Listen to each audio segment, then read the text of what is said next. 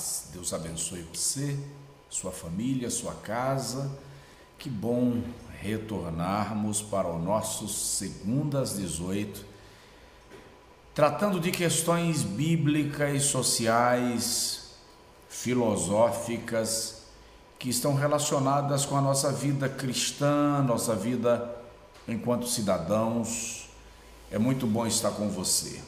Hoje, no nosso Segunda às 18, eu quero tratar um pouquinho, sem ambicionar ser a luz para a questão, mas quero tratar um pouco sobre a guerra atual entre Rússia e Ucrânia e se isso tem alguma relação com as profecias bíblicas, com o fim dos tempos. Muitas pessoas têm se pronunciado acerca disto e alguns são especialistas, são acadêmicos, são doutores, seja em Bíblia, alguns são especialistas em escatologia, outros são geopolíticos, de modo que eu não tenho a menor ambição, como eu disse, de me tornar a luz para a questão.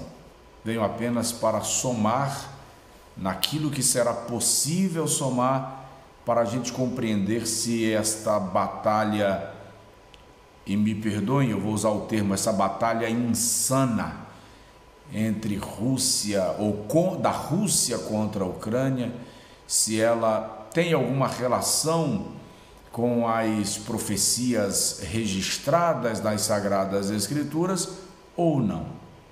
Antes de dar sequência, deixa eu lhe pedir, torne-se um inscrito no nosso canal, inscreva-se agora, ative o sininho para que você receba as notificações cada vez que nós disponibilizarmos um vídeo, curta, compartilhe, deixe o seu like, envie para alguém e vamos juntos nesse crescimento. Nós vamos retomar o caminho de Emaús, que é um trabalho voltado para a mentalidade de liderança, integralidade, que é um vídeo que nós disponibilizamos toda sexta, caminho de Emaús toda quarta, integralidade toda sexta, tratando da nossa humanidade. Não importa quão espirituais nos tornemos, somos apenas filho do homem, a forma como Deus chamou Ezequiel. Mas, voltando aqui para o nosso assunto, acerca da guerra da Rússia contra a Ucrânia, nós estamos assustados, apavorados até, amedrontados, tristes. As cenas são horrendas. Talvez esta seja a primeira guerra que nós temos da história da humanidade, que nós temos imagens em tempo real. Os próprios soldados muitas vezes fazendo selfies, vídeos, presidente de nação em meio a uma guerra aparecendo em vídeo ao vivo, transmitido pela internet, fazendo os seus apelos às demais nações do mundo. E enquanto isso, milhões de pessoas estão sendo desabrigadas, milhares de edifícios destruídos, hospitais, escolas, residências. Sim, milhares de soldados estão morrendo.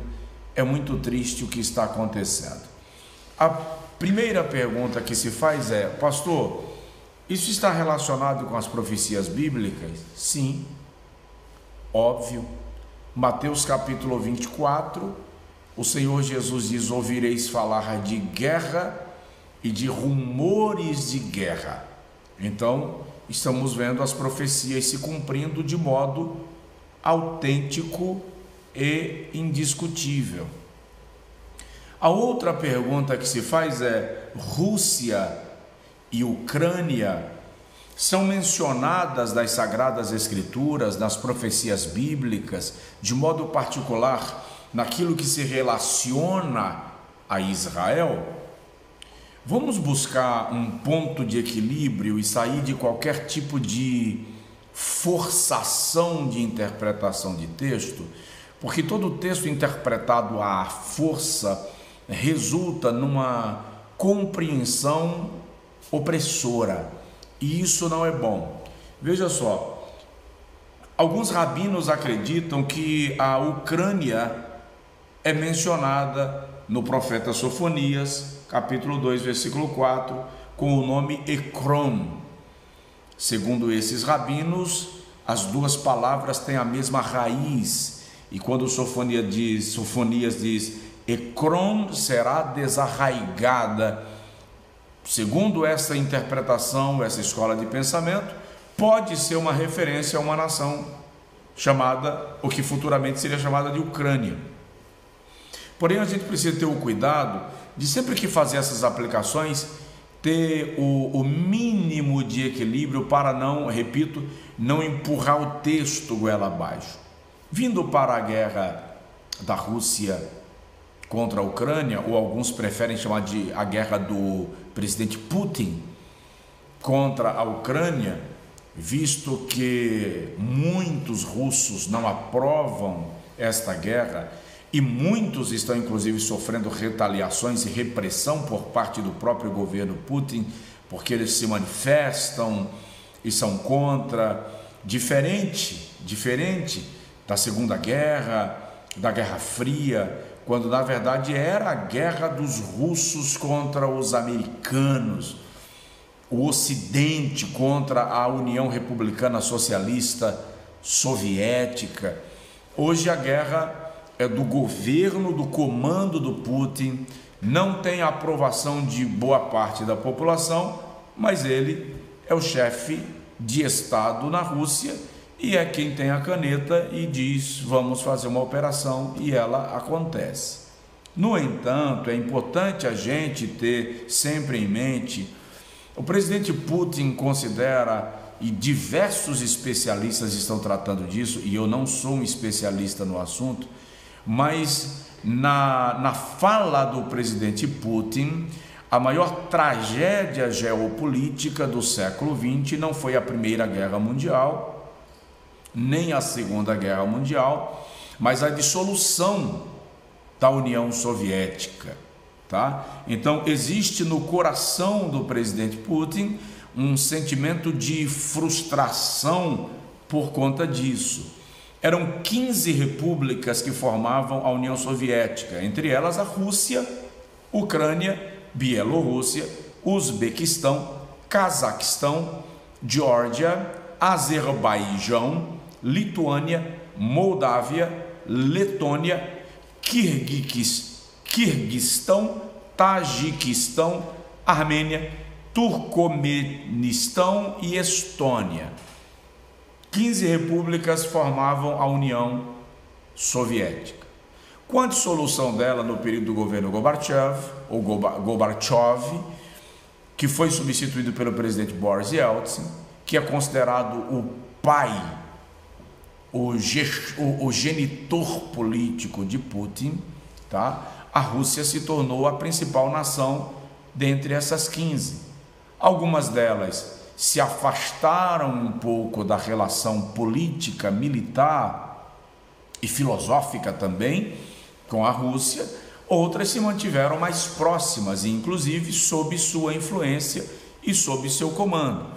Ao que tudo indica, e os analistas geopolíticos concordam, a ideia de Putin seria a retomada, o ressurgimento, a reorganização de um bloco conforme existia a União Soviética, ainda que não estejamos falando de uma só nação, cuja Rússia seria a cabeça, mas que essas nações estejam conglomeradas com um só propósito, com uma só visão, dentro de um sistema de governo, embora cada uma tenha seu governo, mas que tenha na Rússia uma parede de proteção, um amparo. E convenhamos, a Rússia é, pode-se dizer, a principal nação daquela região do mundo, juntamente com a China. Se a gente analisar essa questão da guerra do ponto de vista político friamente, Óbvio que nós somos absolutamente contra qualquer tipo de guerra, mesmo porque inocentes morrem, famílias são destruídas, o sangue é derramado, e a Bíblia diz que a terra geme por causa do sangue que é derramado. Mas a reação que o Putin está manifestando agora, com a possibilidade de a Ucrânia agregar-se à OTAN, à União Europeia, é similar à reação que os Estados Unidos teve nos anos 1960, quando a Rússia trouxe mísseis para colocar nos portões dos Estados Unidos a partir do território de Cuba, e que gerou a famosa crise dos mísseis. A reação está dentro do mesmo cenário. Nós estamos analisando, obviamente, com a perspectiva do contra a guerra, do contra Putin, por algumas razões. Entre elas, já disse, porque nós somos contra a guerra. Segundo, nós estamos recebendo imagens em tempo real. Nós estamos vendo gente gritar, gemer, criança caminhando sozinha em assentamentos de pessoas, de refugiados. Isso mexe conosco, isso desestrutura qualquer coração que tenha sentimentos. Mas nós precisamos analisar agora, do ponto de vista bíblico, que todos estes fatos são sinais que apontam sim para a vinda do Senhor Jesus. Mas a grande pergunta é: a Rússia é a nação que vai se levantar contra Israel? O anticristo vai nascer da Rússia, vem da Rússia? Putin seria o anticristo? Gente, afirmações desse tipo não são sensatas. Não dá para dizer Putin é o anticristo. À luz das profecias bíblicas, o que se dá para entender é que o anticristo vem daquela parte do mundo que envolve a Europa, inclusive. Mas não dá para fazer uma afirmação de machado, tá? Até porque eu, particularmente, e agora eu vou causar um poeirão, tá? Eu, particularmente, não concordo que o anticristo será um homem, uma pessoa. Eu entendo que o anticristo será um sistema de governo. E, portanto, acredito que ele já está sendo implantado no mundo. Ele já está sendo ensaiado. Ele já está sendo montado na sua plataforma. Ora, o presidente do Fórum Econômico Mundial, numa entrevista ou numa conferência que está aí no YouTube e que está dando bastante movimento, ele diz que já está tudo planejado para a chipagem de toda a população. E segundo ele, a primeira experiência deve ser na roupa, mas uma vez o teste aprovado, pode ser aplicado na região do cérebro ou na região da pele. Então, eu compreendo que o sistema do anticristo já está sendo montado. O palco já está sendo montado, só faltam as cortinas se abrirem para começar a peça. Então, acredito particularmente que o anticristo será um sistema de governo que vai controlar o mundo a partir dos recursos tecnológicos, como nós estamos vendo. Nós vimos agora no período da pandemia, governos no mundo inteiro, no Oriente e no Ocidente, nações ricas e nações pobres, falando basicamente a mesma língua. Um sistema de governo estava sendo ensaiado, implementado e empurrado goela abaixo. Alguém vai me perguntar, mas pastor, se essa ideia, se esse pensamento... Gente, eu não estou criando tese. Eu não estou criando tese. Eu não vim aqui para navegar contra todos os pensadores da escatologia, mesmo porque, eu já disse, eu não sou um especialista do assunto. Mas vamos olhar direito, pensa direito, raciocina bem e veja se nós não temos um sistema de governo sendo aparelhado no mundo. Mas aí alguém me pergunta, mas e o falso profeta, pastor? Um sistema religioso que também está sendo implementado em paralelo. Nós temos um sistema religioso sendo organizado, ele é anticristão, ele vem contra todos os valores que nós pregamos ao longo de todos estes 2000 anos de cristianismo, e que está se organizando. Então, dá-se a entender claramente que o governo do anticristo ainda não está operante, mas está sendo implementado, estabelecido.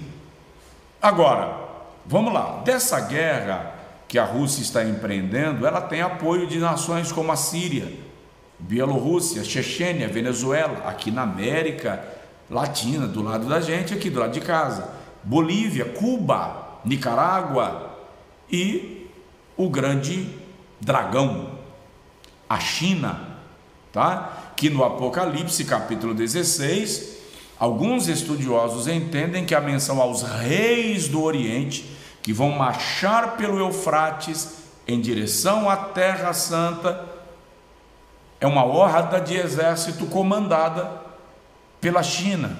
Então nós estamos falando de uma horda que em Ezequiel 38 é chamada de Reino do Norte, e de uma horda que em Apocalipse capítulo 16, 12 é chamada de Reis do Oriente. Nós temos duas grandes nações na mesma região do mundo com interesses distintos, embora aliadas para alcançarem cada um o seu propósito. É importante ter isto em mente. Vamos lá. Algumas pessoas perguntam e estão perguntando: essa guerra que está acontecendo hoje tem relação com a guerra de Gog e Magog? É a Rússia Gog e Magog?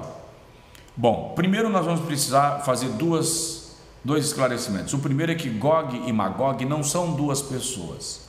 Ezequiel 38, versículo de número 1, chama Gog de príncipe de Rosh, Meseque e Tubal, da terra de Magog. Magog, portanto, é uma região, é uma terra. Gog é o seu príncipe, mas esse príncipe não tem que necessariamente ser o Putin. Aliás, desculpa eu ousar, dificilmente será. É possível que Magog seja aquela região do mundo e que o príncipe pode ser que seja a Rússia, que vai comandar uma horda de nações daquela região para vir contra Israel no tempo determinado.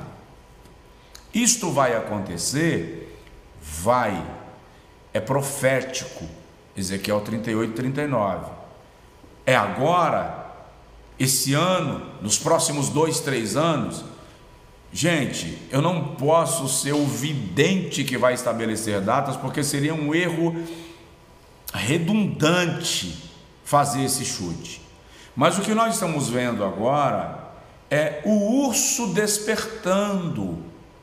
O que nós estamos vendo, se a terra de Magog é de fato, e há um consenso entre os teólogos que seja aquela região do mundo que a Rússia encabeça, é importante observar que ela está apenas se organizando, se movimentando. Isso não se dá da noite para o dia. É uma movimentação que vai ser construída.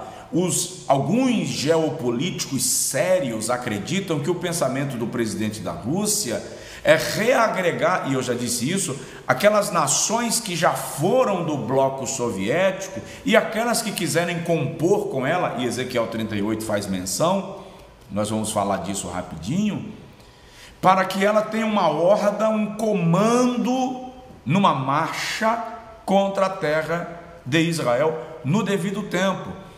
O que Putin pode estar fazendo é iniciando esta movimentação de organização, de expansão de Magog, da terra, para que futuramente, no tempo da profecia, esse conglomerado esteja montado para marchar sob comando, sob direção, até porque a palavra Rosh, que se interpreta, alguns estudiosos interpretam como Rússia, porque diz-se que se trata da mesma raiz etimológica, mas a palavra literalmente é cabeça, o que pode significar aquele que comanda, aquele que lidera, aquele que vai na frente, certo? Então, o que nós estamos vendo é uma batalha hoje, uma guerra que revela o expansionismo de um presidente para agregar territórios à sua nação, como ele já fez anteriormente com outras ali da região, a exemplo da Crimeia, das repúblicas separatistas que ele declarou independência. O cara chega na minha casa e declara independência de 1/4 da minha casa, basicamente isso, mas é o que aconteceu e está feito. Ele está comandando uma guerra por conta desses fatores, está acontecendo e nós estamos vendo Magog sendo ampliado, se a expressão aponta de maneira direta para a Rússia, mas há um expansionismo, há uma organização de nações. E se isto for fato, se essa interpretação tiver precisão, Putin pode até não conquistar a Ucrânia, mas vai dominar. E o temor é exatamente esse, que ele não queira parar por aí. A tendência é que cada república dessa, cada nação dessa para ser dominada vai ter uma guerra, em alguns casos sim, em outros não. Algumas nações têm proximidade apenas por afinidade, ideologia, visão política, código de leis. Elas podem simplesmente se reaproximar para uma relação de acordo, de amizade, como é o caso da União Europeia. As nações são soberanas, mas elas estão coesas num bloco, como é o caso da própria OTAN, que é um protagonista desta guerra, que é composto por nações que mantêm a sua soberania, mas que formam um bloco para alcançarem um propósito, tá? Uma outra interpretação e esclarecimento que nós precisamos dar a esse texto é que Gog, da terra de Magog, não é o mesmo Gog e Magog de Apocalipse capítulo 20, versículo 7, quando o profeta tem uma visão e na visão ele diz: ora, quando se completarem os 1000 anos, Satanás será solto da sua prisão e sairá a enganar as nações que estão nos 4 cantos da terra, Gog e Magog, cujo número é como a areia do mar. Veja que em Apocalipse 20 a expressão é Gog e Magog. Em Ezequiel 38 a expressão é Gog, príncipe da terra de Magog. Em Apocalipse 20 há uma metáfora. Em Ezequiel 38 há uma profecia que aponta para nações. Agora vamos lá. Para a gente compreender o que está acontecendo no mundo hoje, esse é o nosso 2:18 e a gente já vai terminar. Você precisa entender que existem 3 forças políticas que comandam o sistema político do mundo hoje. Uma delas nós vamos chamar de força eurasiana, porque envolve Europa e Ásia, Rússia e China e as nações que estão em torno dela. A segunda força é a força ocidental, cuja cabeceira são os Estados Unidos da América, e que querem atuar e atuam naquela região do mundo através da OTAN. E a terceira força é a força islâmica, representada pela fraternidade muçulmana, está expandindo e não pode ser ignorada, tá? Não pode ser ignorada.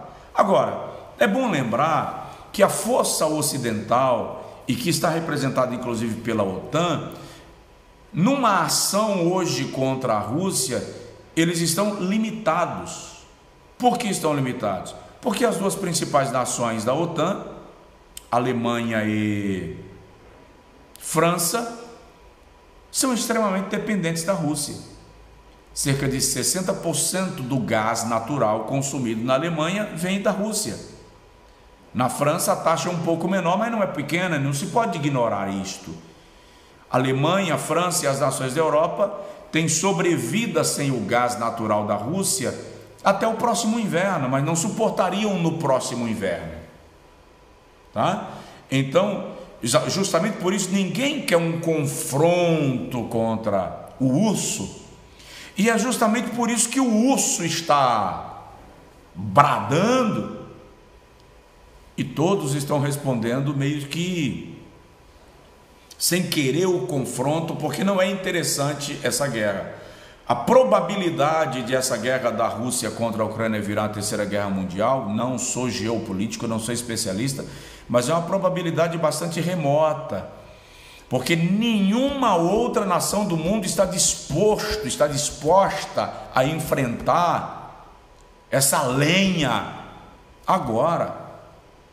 Ninguém está disposto a enfrentar isso. Mas vamos lá, Ezequiel 38 diz assim: filho do homem, dirige o teu rosto para Gog, da terra de Magog, príncipe e chefe de Rosh, Meseque e Tubal, e profetiza contra ele. Bom, os estudiosos entendem que a palavra Meseque tem a mesma raiz da palavra Moscou.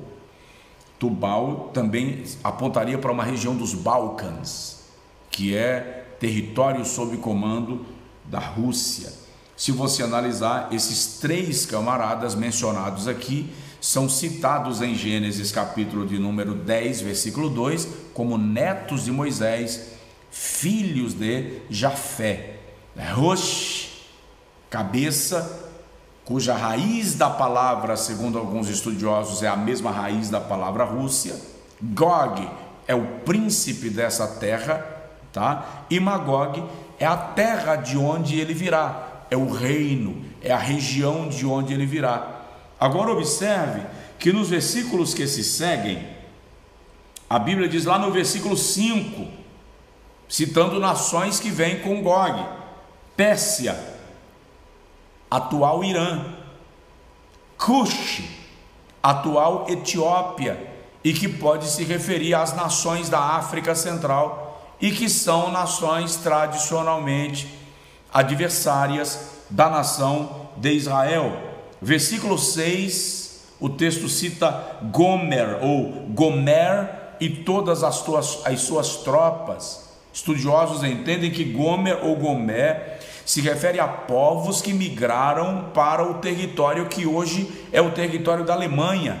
Dentro dessa compreensão, portanto, quando esta guerra de fato for acontecer, ou essa invasão, porque o que nós encontramos é uma invasão, e antes que Gog ataque Israel com as suas hordas, o Todo-Poderoso vem para defender Israel. Mas todas essas nações que virão contra a nação de Israel, Gomer é relacionada, e dentro desta aplicação e interpretação, nesse tempo também a Alemanha fará parte desse agrupamento de nações que virá contra a terra de Israel, mesmo porque, acabei de dizer, a Alemanha, nações ali daquela região, dependem quase que absolutamente do fornecimento de energia e gás natural vindo da Rússia. No versículo 6 também se cita a casa de Togarma, no extremo norte. Togarma é a Turquia, tá? Lá na frente, nos versículos de número 13, tá? Nos versículos de número 13 cita Sabá, que é o território da Turquia e aquela região do Iêmen, aquela parte do mundo. Dedã, que se refere também a nações ali da Líbia, Arábia Saudita, são nações que estão dentro desse território e, portanto, tradicionalmente, nações inimigas de Israel. A guerra da Rússia contra a Ucrânia já é a ação de Gog, da terra de Magog, contra Israel? Dificilmente. Pode ser a ação de Gog, da terra de Magog, iniciando o seu processo de organização. É como se o urso que estava dormindo começou a se mexer na caverna. E não resta dúvida que do outro lado nós temos a grande China, que alguns estudiosos, repito, entendem que ela está na profecia bíblica citada como aquela que comanda os reis do Oriente e que tem nações em torno de si, que ela também já sinalizou algumas vezes a sua pretensão de assumir comando e de assumir domínio. O fato é que ao longo desse tempo, e enquanto essas nações do Oriente vão formando os seus blocos que profeticamente marcharão contra a nação de Israel, por outro lado, nós estamos vendo as nações que defendem Israel ao longo da história se enfraquecendo. Por quê? Porque na batalha de Ezequiel 38, e nós vamos lá para Ezequiel capítulo 39, tá? Quem vai defender Israel não são os Estados Unidos da América, não é a Alemanha, não é a Inglaterra, o Reino Unido. Quem vai defender Israel é o próprio Deus, que se manifestará para destruir as hordas de Gog, o príncipe da terra de Magog, destruí-los, e o Senhor se exaltará aos olhos do seu povo Israel, tá? Então é importante nós termos em mente o seguinte: os sinais estão se cumprindo. De algum modo, todos os povos estão relacionados ao plano e ao propósito de Deus para a terra, e a terra está sendo aplainada e preparada para esse cenário que está sendo montado do reino do anticristo, que eu repito, é muito possível que esteja relacionado a um sistema de governo que já está sendo implementado. Para mim, para você, para nós que cremos na vinda do Senhor Jesus, esta guerra é um sinal claro de que as peças do tabuleiro estão sendo mexidas. É um sinal claro de que a vinda de Jesus está próxima. Não é ainda a marcha de Gog, da terra de Magog, contra Israel, mas é, provavelmente, o despertar do príncipe Gog, como comando, como nação, como principado, como reino, para um processo de expansão que vai formar esse conglomerado de nações. Diga-se de passagem que o texto é muito claro, dizendo que são nações do norte. Justamente por isso se entende que se trata daquela região da Rússia, porque está literalmente ao norte de Jerusalém. O que nós temos que fazer agora é orar por aqueles que estão sendo vitimados por essa batalha infeliz, ficarmos atentos, porque sim, o mundo espiritual está em movimento e Jesus está perto de voltar, e as nações estão se movendo, se organizando, se formando para que o mapa, o cenário do governo do anticristo esteja montado, o que significa que não está longe. Que Deus abençoe você. Esse é o nosso Segundo às 18. Obrigado por ficar comigo até aqui. Deus abençoe.